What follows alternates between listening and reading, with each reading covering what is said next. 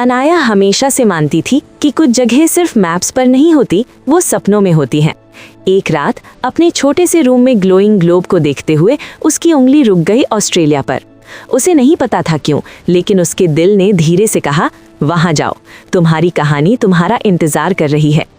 एक हफ्ते बाद वो गोल्डन सनलाइट में सिडनी की जमीन पर खड़ी थी। हवा में नमक और एडवेंचर की खुशबू थी।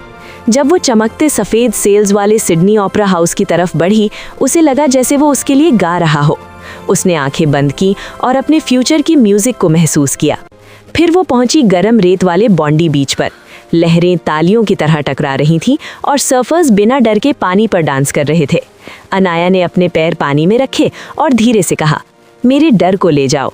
समुद्र ने एक नरम लहर से जवाब दिया, जैसे उसे आगे बढ़ने का वादा कर रहा हो। उसका सफ़र आगे बढ़ा मिस्ट से घिरे हुए ब्लू माउंटेन्स की तरफ। पुराने पत्थर किसी गार्डियन की तरह खड़े थे। यूकेलिप्टस के जंगल से गुजरते हुए उसे लगा जैसे वक्त धीरे चल रहा हो।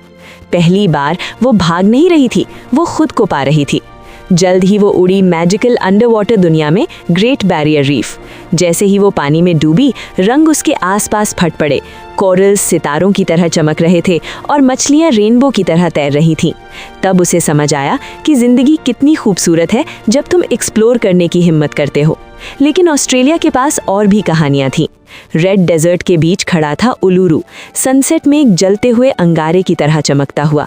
जैसे जैसे उसका रंग ऑरेंज से डीप रेड हुआ, अनाया को महसूस हुआ जैसे वो कह रहा हो, असली ताकत खड़े रहने में होती है। फिर वो ड्राइव करते हुए पहुंची ग्रेट ओशन रोड पर। समुद्र उसके साथ साथ एंडलेस फैला हुआ था।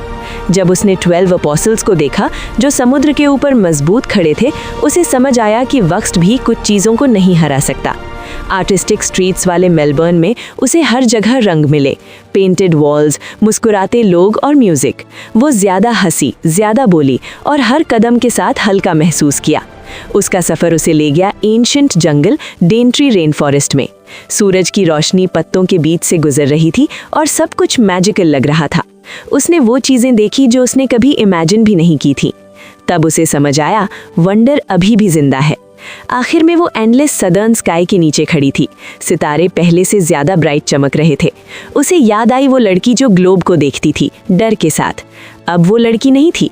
ऑस्ट्रेलिया ने उसे सिर्फ अपनी फेमस जगह नहीं दिखाई थी, उसने उसे उसका असली रूप दिखाया था। वो मुस्कुराई। ये सफ़र ख़त्म नहीं हुआ था, ये उसकी असली शुरुआत थी।